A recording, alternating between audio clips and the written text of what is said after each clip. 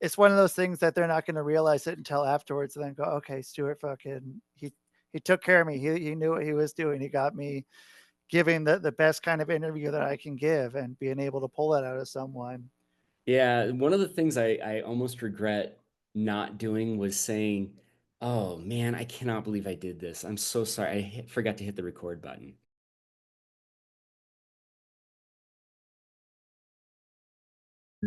It's Rusty Diamond, motherfucker.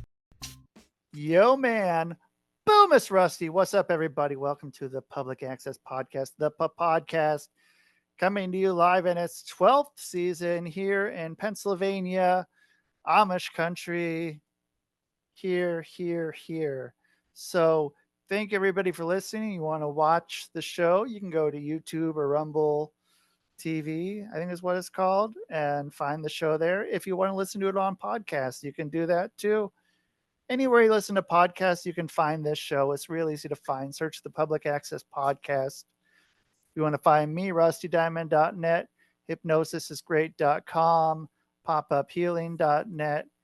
And thank you, everybody, so much for being here and listening. It makes me happy you're here every time.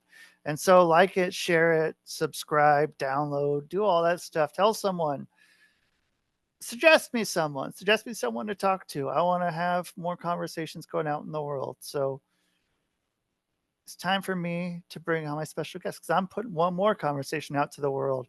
I met this guy. I think he's been on my show 2 or 3 times before, and I've been on his show 1 or 2 times back in Oregon. And so it's been a little while. And so it's time for me to bring on my special guest right here and right now. And my special guest right here and right now is Stuart Rice. I don't know if that was loud enough, but yeah. What is something you learned from your past podcasting experience that you're deliberately avoiding this time? A shitty name. Ooh.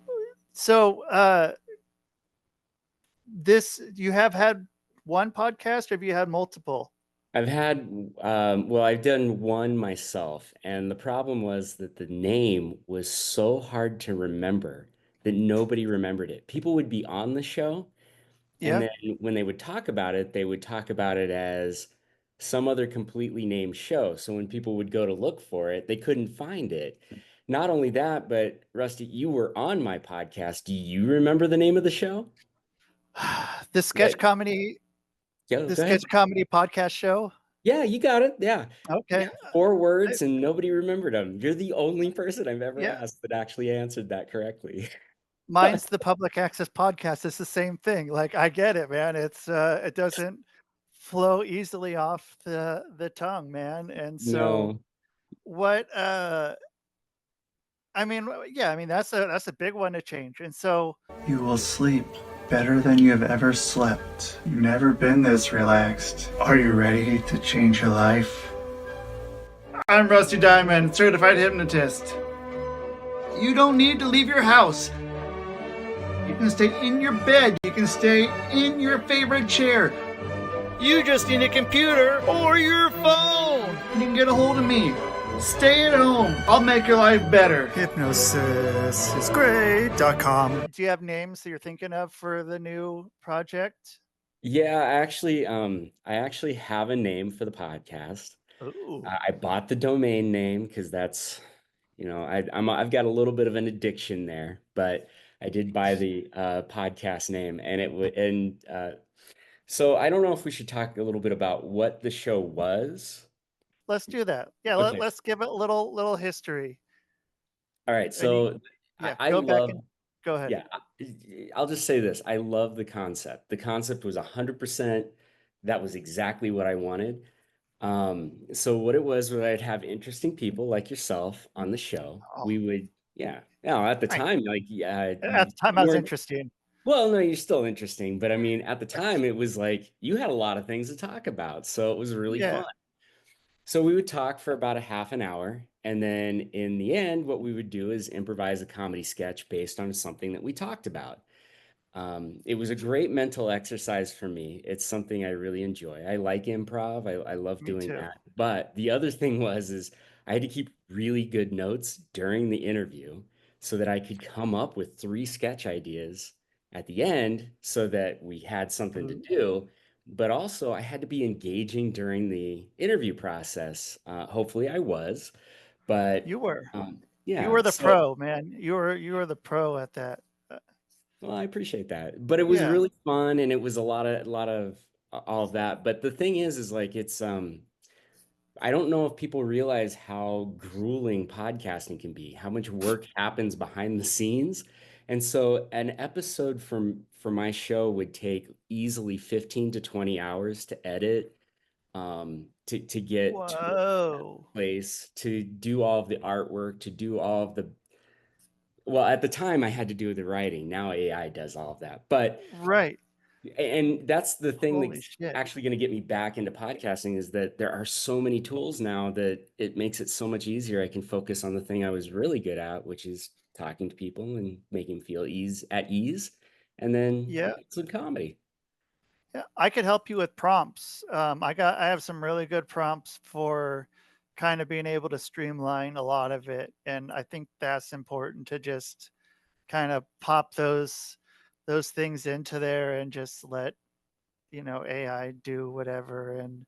Um and yeah, like even then, like you could have had it listening along and then, have it, say, hey, like you can even put you can put AI in the show with you and be like, hey man, what are three questions we can go for to do the sketch here? And it could do it. I've thought about having an AI guest as well, I but I actually haven't did done it. that. I did it about 2.5 years ago. I had ChatGPT when it first started blowing up. I Yeah. actually had ChatGPT as a guest on the podcast. How did that go? It's spectacularly well. The first time it didn't because I couldn't capture the audio because it was in the early janky days of trying to Right. get AI. So it's very robotic voice and um, I was using a voice synthesizer and then so the first time I did it, it didn't record the voice. And so I was like, well, no one's gonna read a podcast. So Right. what I did was I finally got it to work and then I Wow. honestly, it was so much fun, and it was really fun because we actually did improvise a sketch together, and it was wild. Cool. Yeah, yeah, What and what it was was the sketch? it was about an AI psychiatrist, Oh. psychologist, and yeah, it was really funny. I liked it a lot, so and other Uh people seem to like it too. So and so then and this was so now you're on to thinking about a new show. And so what's AI's role in this new show? mainly AI is going to do most of the editing for me because I just it was the issue was like I would sit down to write show notes and show Oh notes would wow. take an hour because you have to consider like what is it that we talked about That's and hard. yeah and how do I make that sound jazzy, how does that make it sound like something people would want to listen to. I think about like the artwork. AI can now help out with that. The editing of the actual video, so I can take out a lot of the long pauses and the ums and the uhs. That's great too. And then for the actual sketches, towards the end, I won't say I was animating them, but I was making them more. Um, there was an element of animation, whatever, to a certain extent. And now I realize like the artwork, all of that stuff can be done by AI. I can tweak it, but oh my gosh, it's so much easier than what I Yeah. was dealing with before. And I feel like we can go on a whole different level of where we were with that too. I mean, just being able to take our ideas that we have and let them let them fly. And like something with art, like I'm a really crappy artist, but I can do an all right AI prompt and I'm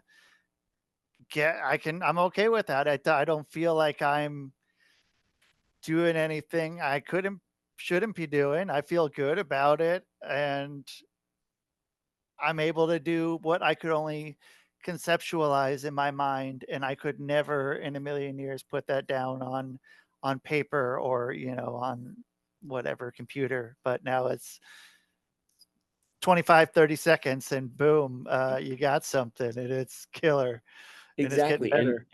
And at this point, like I just don't have, this is going to sound terrible, but I just don't have the time. Like this is so again, I like talking about podcasting because I think it's such a weird art form in that Yeah. it's very difficult to quantify the value of it.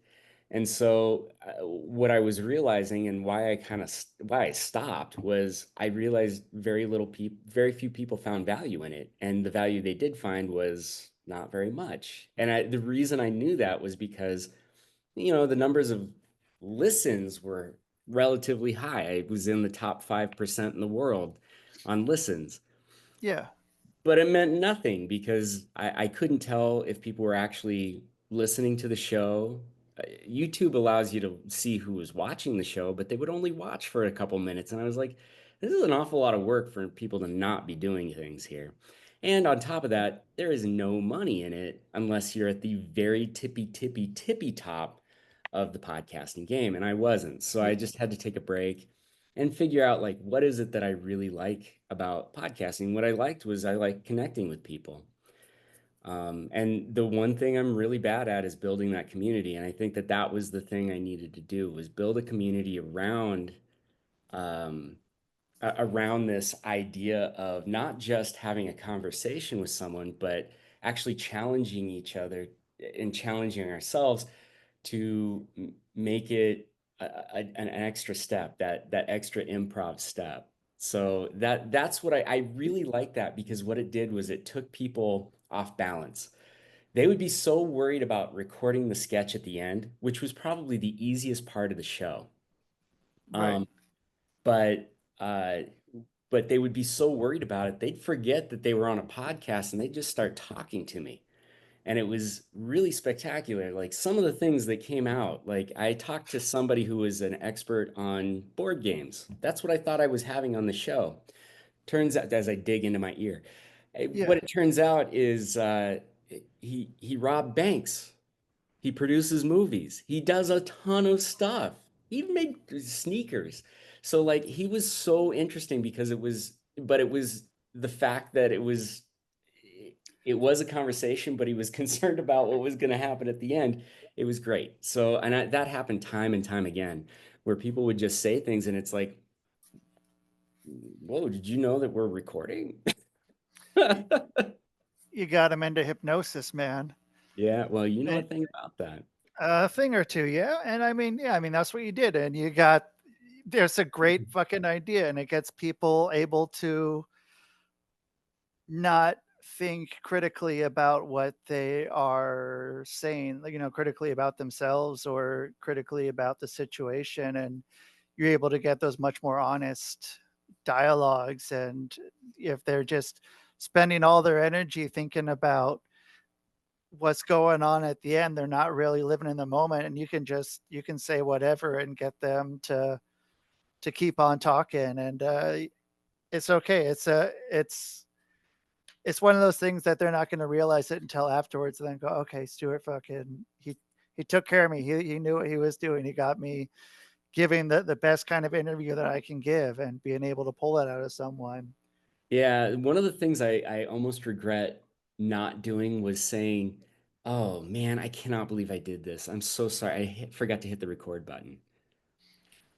Because usually by the end of every show, I didn't have just a guest. I had a friend. Like it was because it got a little weird. Like it's amazing Yeah. what being in a situation like that is. Just the other night, I joined a men's group, which is hopefully more people do these things where it's guys getting together. Most of the time, what we end up doing is we'll like go to dinner and then you'll see people at the other end of the table, but you're never really going to talk to them. Or we'll go do something like every guy group does, which is we'll go do an event where it's like a competition and then Ooh. right, and then we'll race our race cars or we'll play basketball or whatever, but we're not really interacting with each other. We're just kind of doing stuff together. So Yeah. I actually arranged for us to go and get an improv class. And the Fuck guys, yeah. yeah, the guys that showed up, it was amazing. Everybody was like, I'm not funny. Some of the funniest shit came out of that. And Yep. at the end of it, there was some bonding happening, like legitimate bonding. And I think that that's because once you're in that situation and you're collaborating, you're not competing, and it's Right. you just get this like closeness, like you connected on that one joke and it just took off. Some dude never been in the group before, never done comedy before, but he broke out into full song and created this incredibly just improvised song about what the scene was, and it was spectacular. It was incredible. So yeah, that's what I love about improv, is that it's so stressful and it gets you out of your comfort zone for sure, but But there's some closeness that happens. It's great. yeah, what you need to be. You need to be out of your comfort zone, and it's important to get there. It's easy to get very stagnant and just like, okay, I'm good with whatever. Like, and I was just having a conversation about stand up too. Like, I don't like 95% of it isn't that funny to me anymore. Like, it's, I don't like well crafted jokes. I didn't really then either. Like, but I feel like I can, give the uh, politically correct answer and say, man, like I really respect a lot of, the writing process and how everything goes and well crafted jokes, but I would rather watch improv. Like I can see well crafted jokes or something in a play, like if it's something like that, but I'd rather watch improv any day or be involved in improv because not everything is going to be boom, boom, boom, boom, boom. But then you can get those booms that are way more natural and really are able to connect with the audience as opposed to just talking about certain things or, going and telling jokes that you've told 68 times. Right. And I mean, I respect the craft of stand up.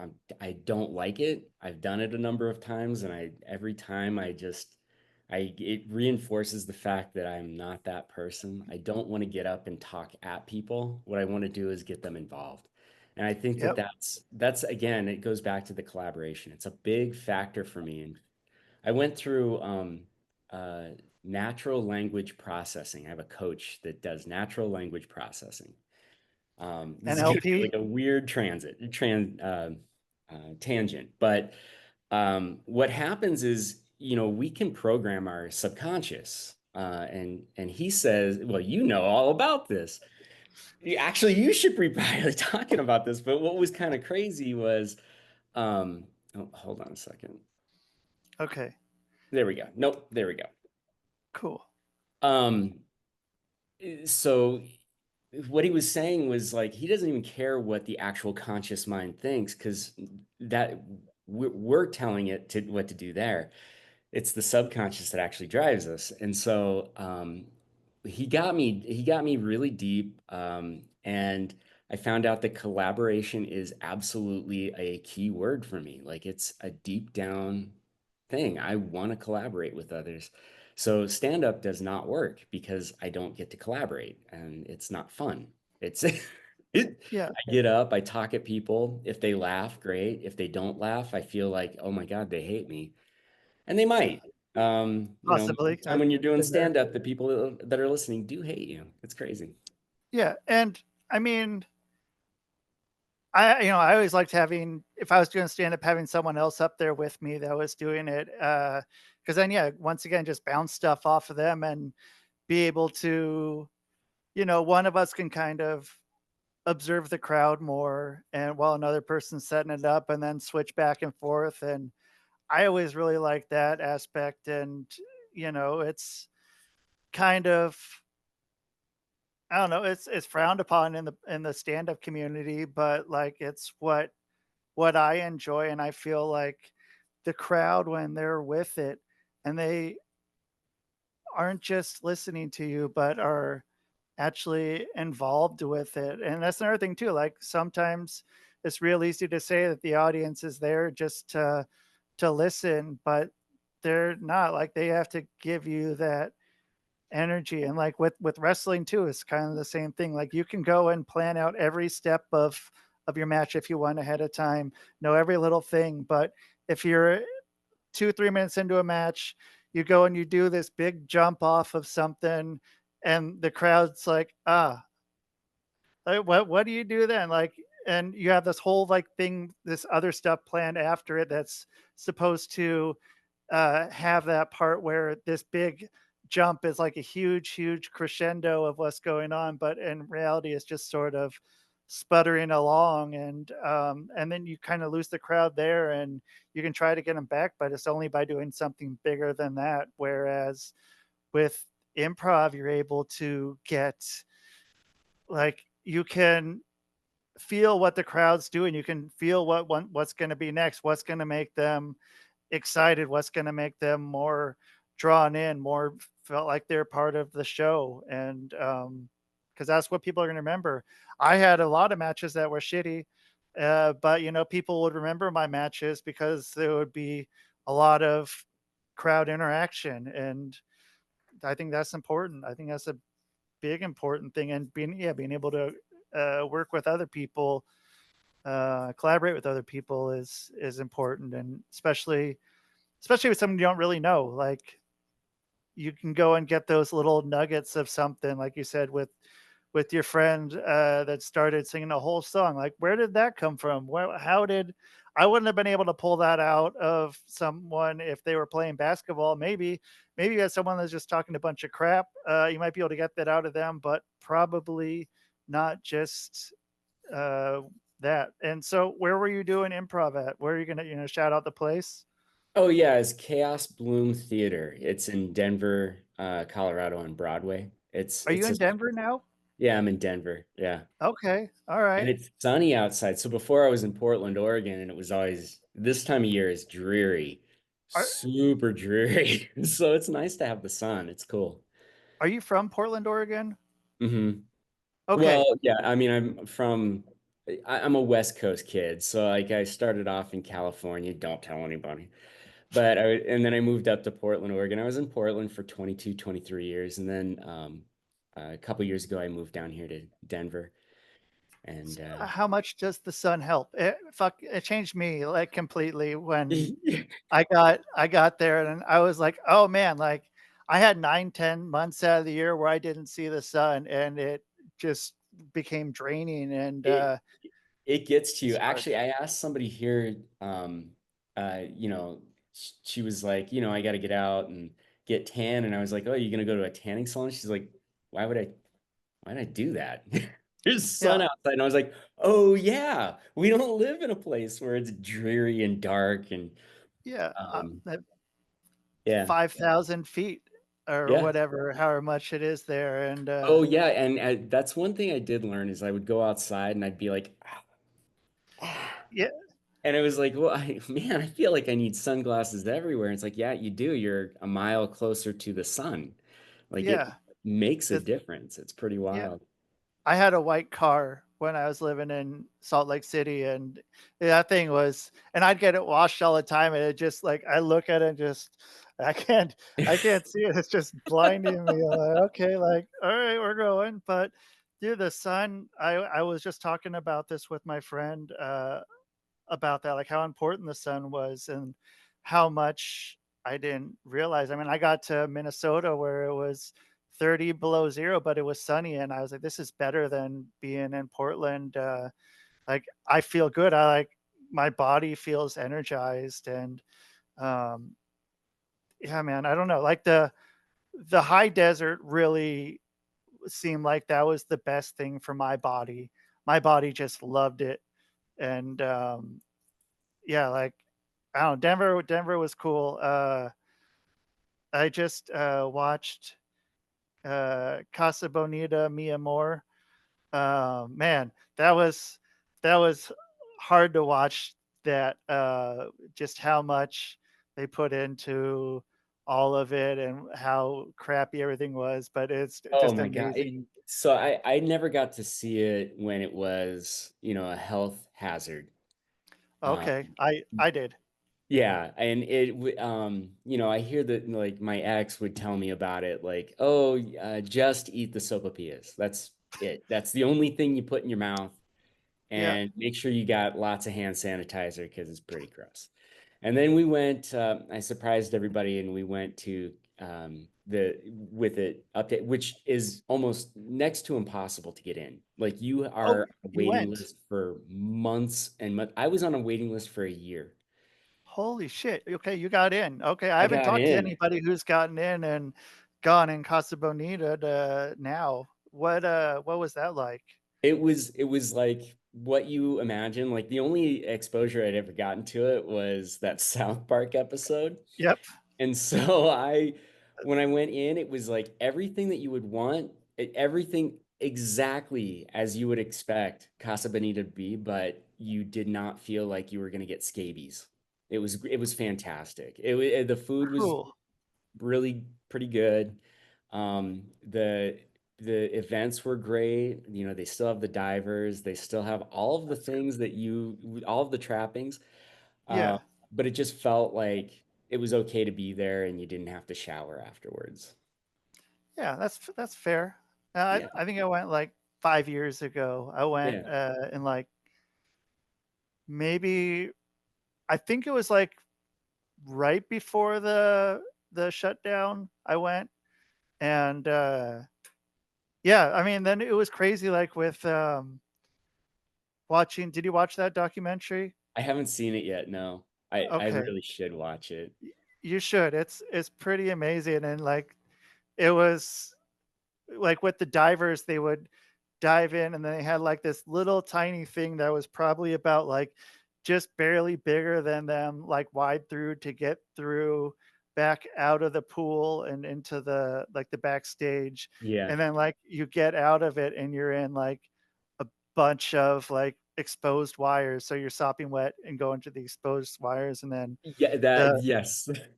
yeah, I was just like there was so much just like, I don't know how that place ran and survived, but and it was cool then they brought in the original owners when they opened it back up, and, it was yeah, it was hard watching some of that money go, but and it's such a weird spot too, like, I took the bus out there, we stayed I think we were staying in maybe maybe we stayed in Aurora and we went to that place, I Oh think it was yeah. in Aurora too, but we take the bus and it's one of the last stops, and then all of a sudden it's like, "Oh, okay, we're still going to the right place," and then, yeah, you get into this little shopping center, and you're like, Yeah, it's a "Oh, little this is" strip mall.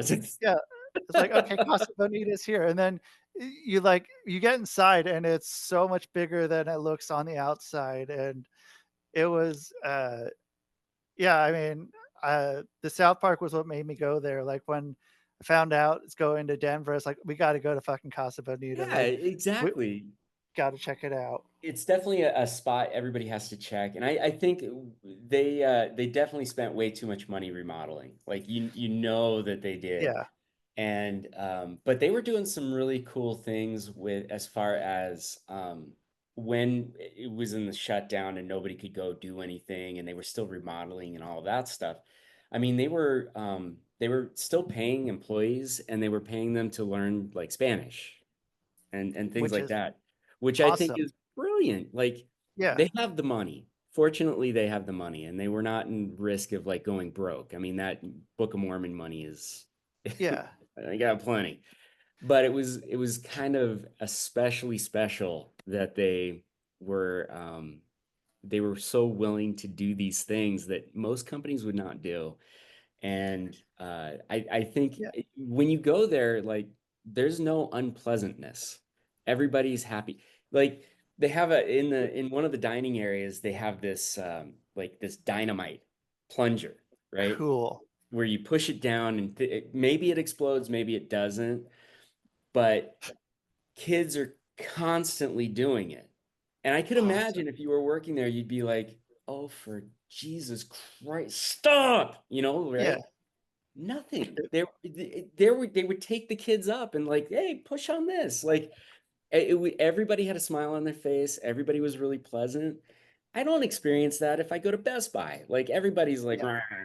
I work retail. And it's like, but they just have a nice atmosphere there, and it's even the people behind the counter, like serving the food, just really happy.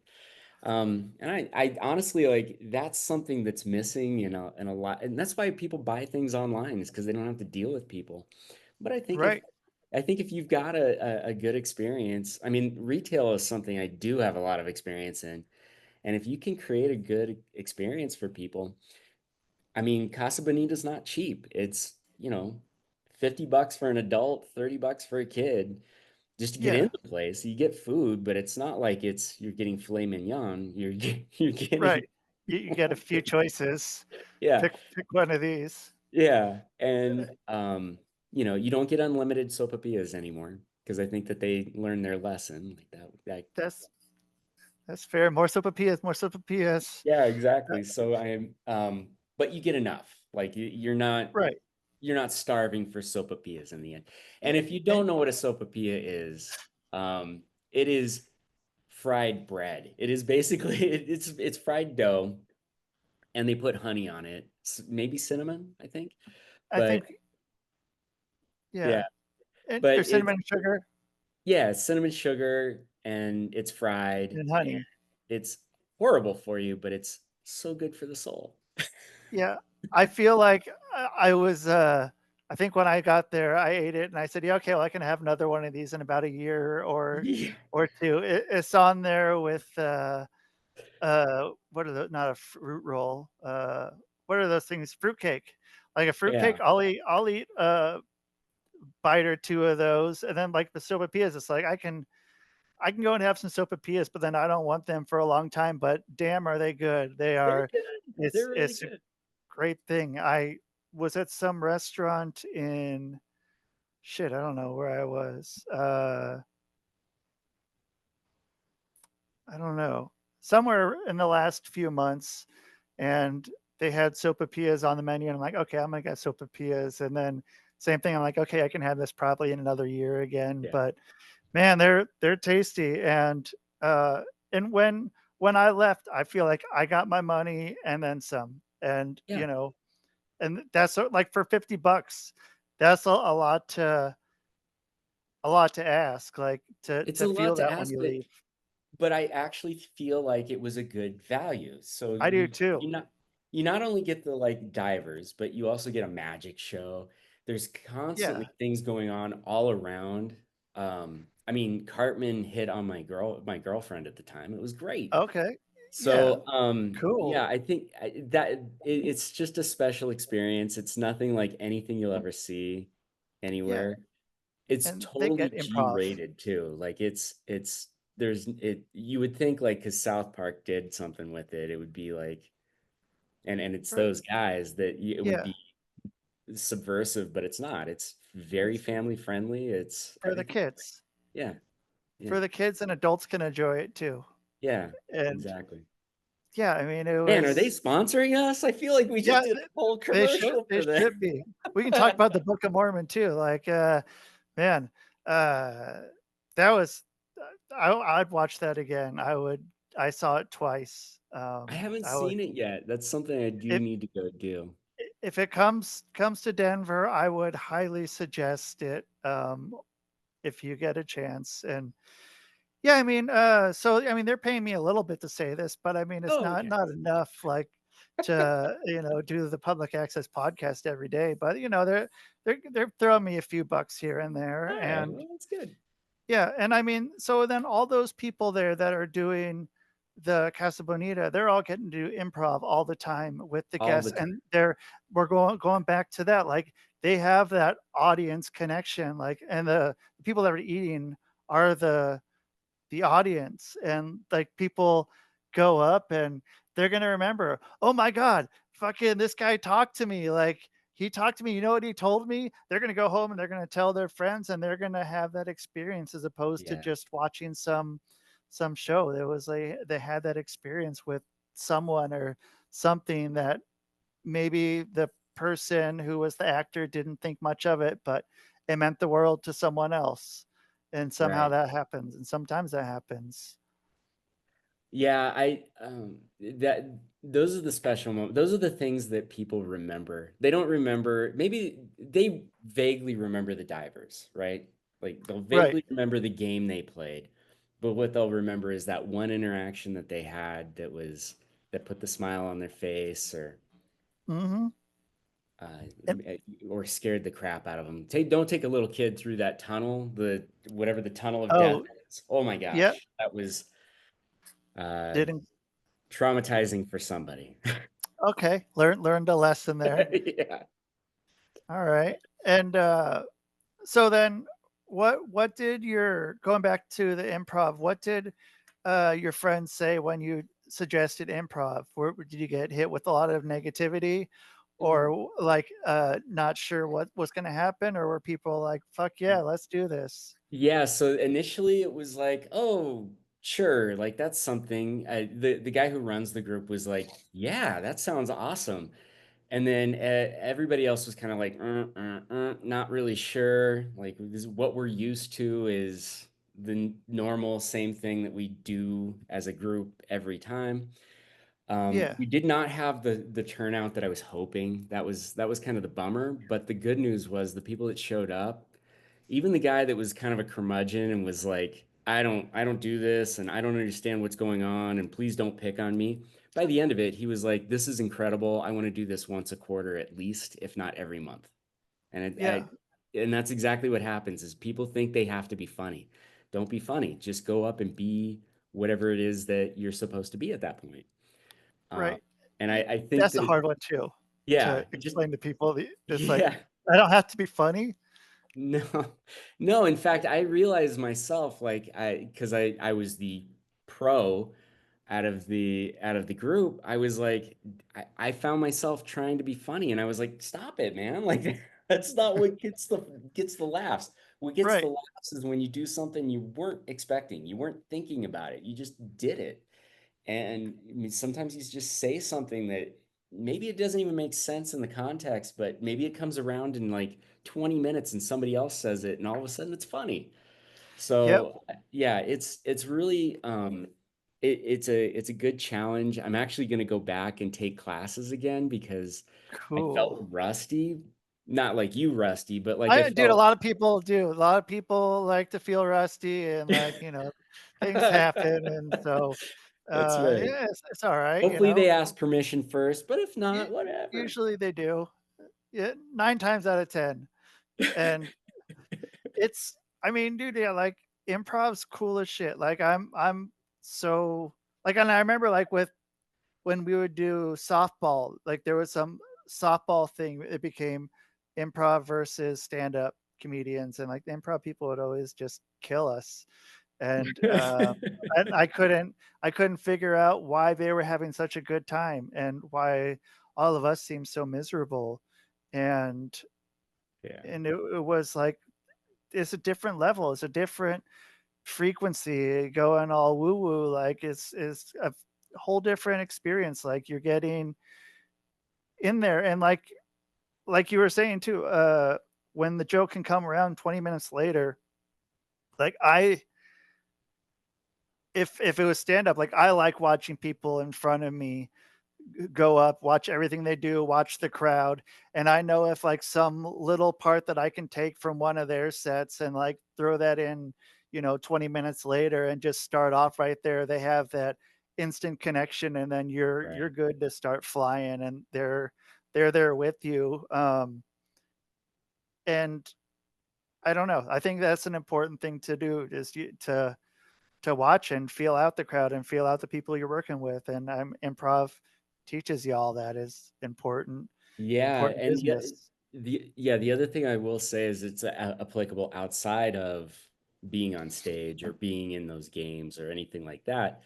And that's one of the things we were talking about was how to use this in your day-to-day life because it happens pretty often. We experienced it earlier. We had a little bit of technical difficulties, right? Right. Now, we can do that here because this is recorded and we don't even have to talk about it. I've just exposed us as Yeah. inept as far as like setting up a podcast. Two very seasoned podcasters. We Right. had technical issues.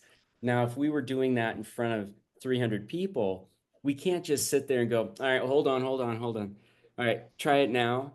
All right, wait, let me restart it. You can't do that. Like the crowd is there, they're watching you. Yeah.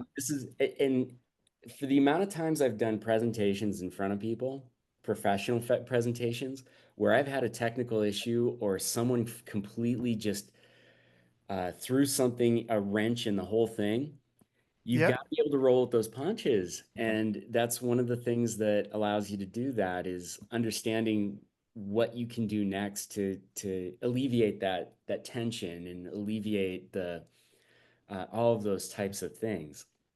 Yeah. Anytime you're dealing with another individual, another person, people are erratic and you can't understand everything about them in short interactions.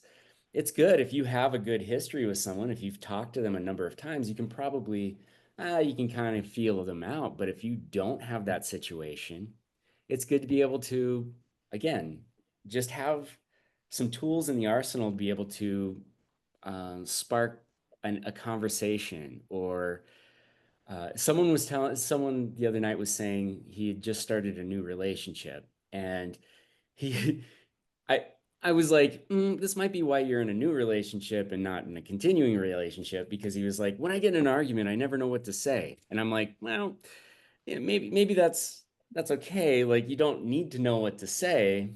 But he was like, what would I, how could I use this for that? And it was like, well, first off, just don't be a dick.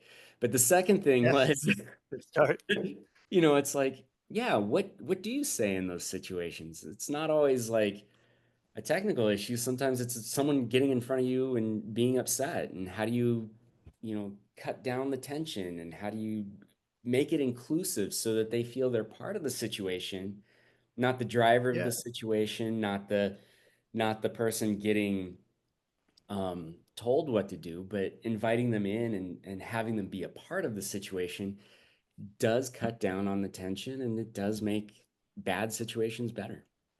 Yeah, I think getting egg on your face right then is the best solution 9 times out of 10.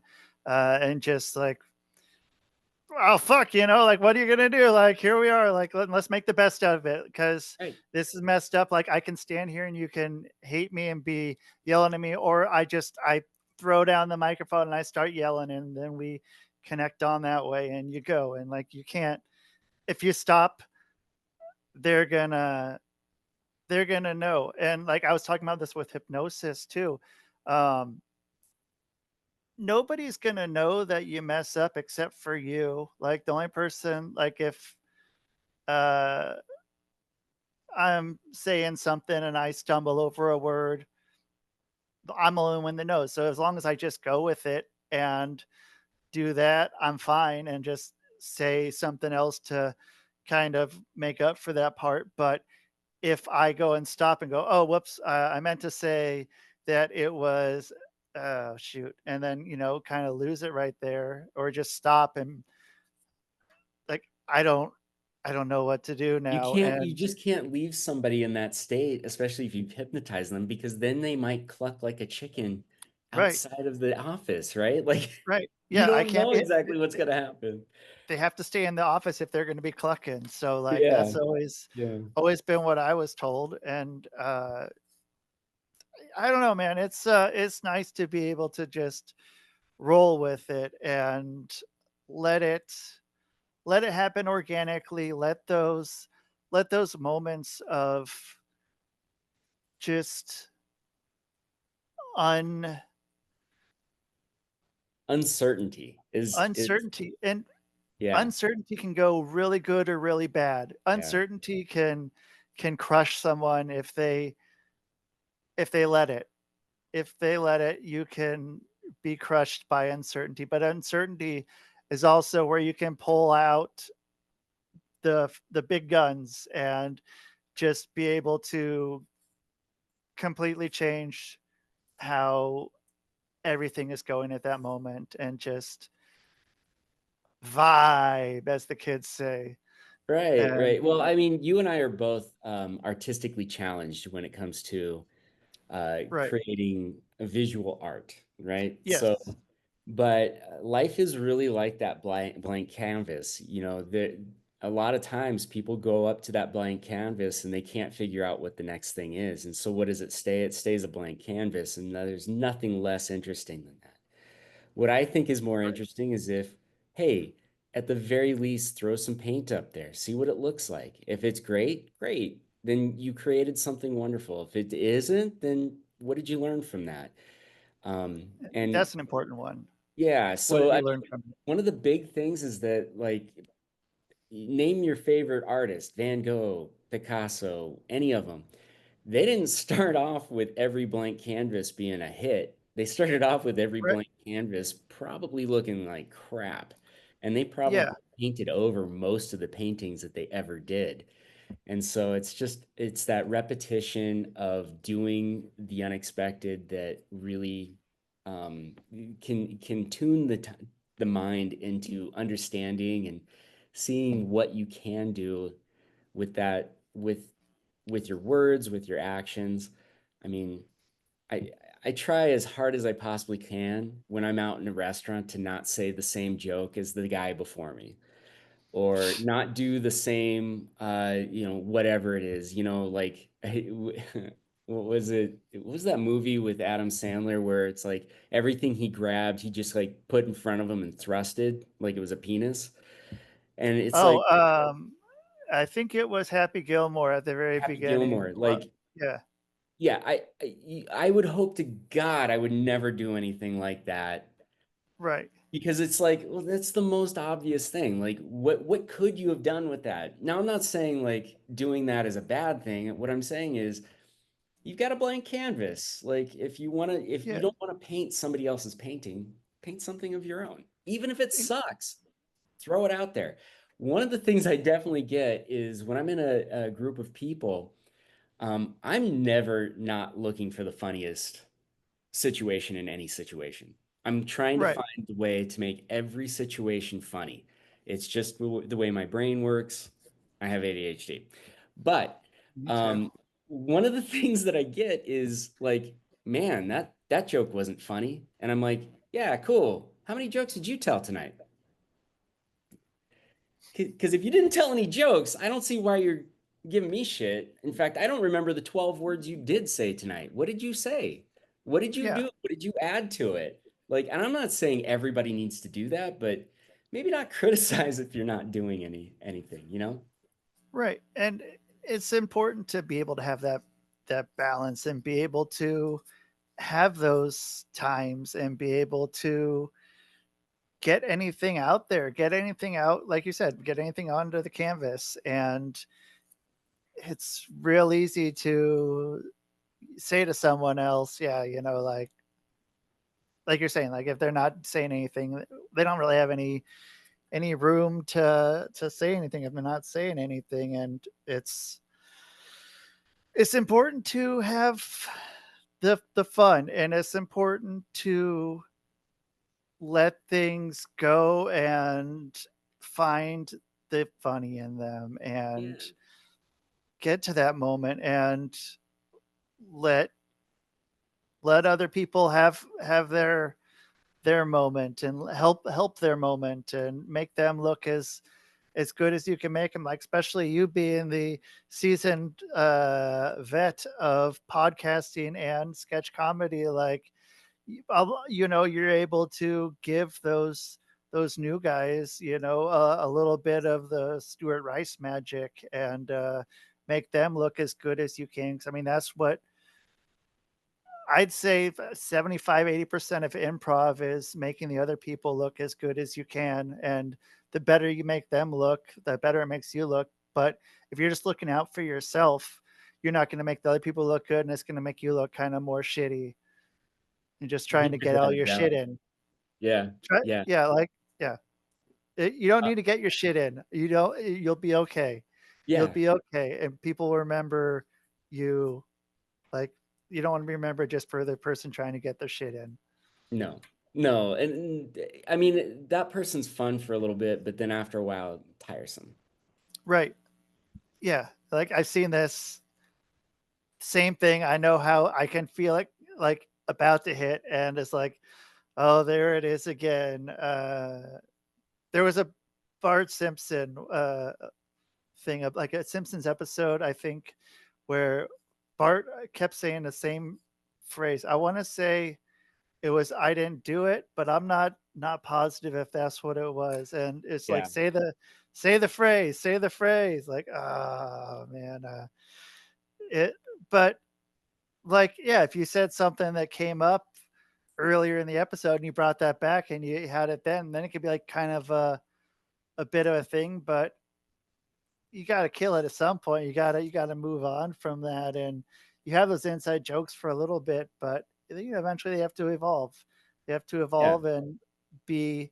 Every crowd is different every day. Every day doesn't matter how many different things you do. Every crowd's gonna be different. They're gonna like different stuff, and it's important to know what everyone kind of wants to and where you can go.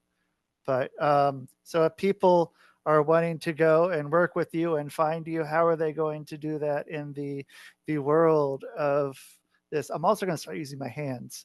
I'm going to be a I love it. I love hand to guy talk now. with my hands. You can vogue a little Yeah. bit, you know. Um, yeah, well, right now the easiest way to get in touch with me is just send me an email. My Cool. first name dot last name at gmail.com. If you're interested in doing anything as far as comedy, you can find me on I don't do much in social media, which is also a problem. I gotta do that too. I know But that one. Come on, um AI. yeah, yeah, exactly. Yeah, I want AI to do all of that stuff. Me But too. so I will the name of the show that I'm actually going to do is Oh, really right. the format's going to stay pretty much the same. I Good. just feel like I'm a little bit better equipped for it, and I'll be a lot more consistent because I had 9 years making that show. I finally got to the right formula, I felt. But much better name of the show, it's Adult Make Believe. And so the idea Easy. yeah, the idea there is, hopefully people see it and they're like, "What is that all about?" Yeah. And then, Ah, it's, just uh, two people talking, and I mean, I had lawyers on, I had doctors on, I had people that were, pretty dry in real life. But it's amazing, you invite them in, you get them comfortable enough, and you give them an opportunity to be funny, and they find a way. They find a way, and yeah. I think it's spectacular. So I don't have my little pocket watch there, but yeah, you get them you into that zone where they're able to have that mindset to be able to open up and play the game, and you're able to pull that out of people, and it's an amazing skill, and it's way cool. Like you can, yeah, people that would have never thought that they're funny, and you're just able to bring it out and like, oh, here it is. This is what Stuart Rice does. So yeah, uh yeah, it's one of my cool. favorite experiences was I had he's a comedian and a musician on my show, and it was kind of an aspirational ask, and he said yes, and I was like, wow, really? So I had him on Oh, the show, and we got to that point when he was like, okay. So I was like, all right. So I'd always end it with, all right, it's been about a half hour. So, like, let's come up with a couple sketch ideas. And he was like, okay. And so we came up with some sketch ideas. He's like, great. So are you gonna have like people do that? And I was like, yeah, like you and me. And he's like, I don't do improv. I was like, we're live on the internet. I think you are today. And it would turned out awesome. Like he was like, I don't do this. I'm a comedian. I go up, I tell jokes. I'm a musician. I go up, I play music. I don't do this. You find a way. yeah, today you are. Yeah. And yeah, so cool, dude. Thanks so much for being on, Stuart. And yeah, when your show gets up and going, if you could use an extra guest, you let me know. Oh, And always. Yeah, you will yeah, definitely be one of the first. cool. And yeah, I hope you have a great rest of your day and go enjoy that high elevation, high desert, high sunshine, high everybody in Denver. So yeah, cool. And yeah, have a great rest of your day, and we'll stay in touch and we'll talk soon. All right, bud? Sounds good. Thank you so much, All right. Rusty. You bet. All right, that is Stuart Rice, everyone. So check out Stuart Rice. He told you you can email him, which is cool. That's awesome. Just email him. That's an easy way to get a hold of someone. Just email them. And you guys, today is a fucking wild day. Maybe I'll explain it later, but it's cool. It's cool in a wild way, wild in a cool way. So things happening. And you can check me out, rustydiamond.net, hypnosisisgreat.com, popuphealing.net.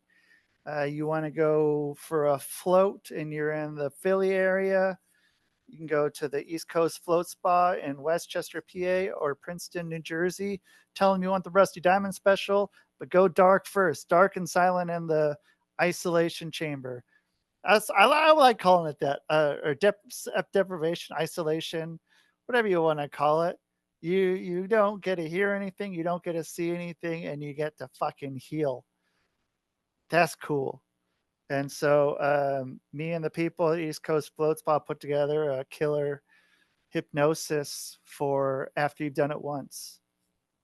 And so, yeah, everyone, just do what's feeling good and what's feeling right.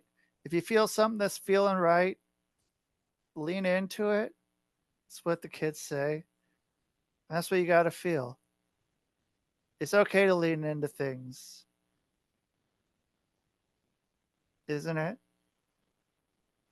And you guys, thanks so much for being here on the Rusty Diamond Podcast Network. And that is the show, man. Boom!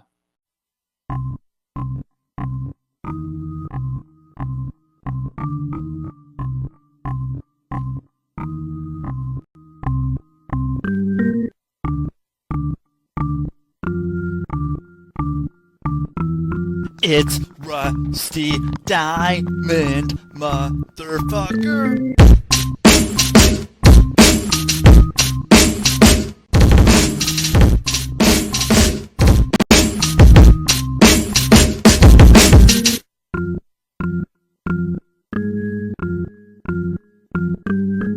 It's Rusty Diamond, motherfucker.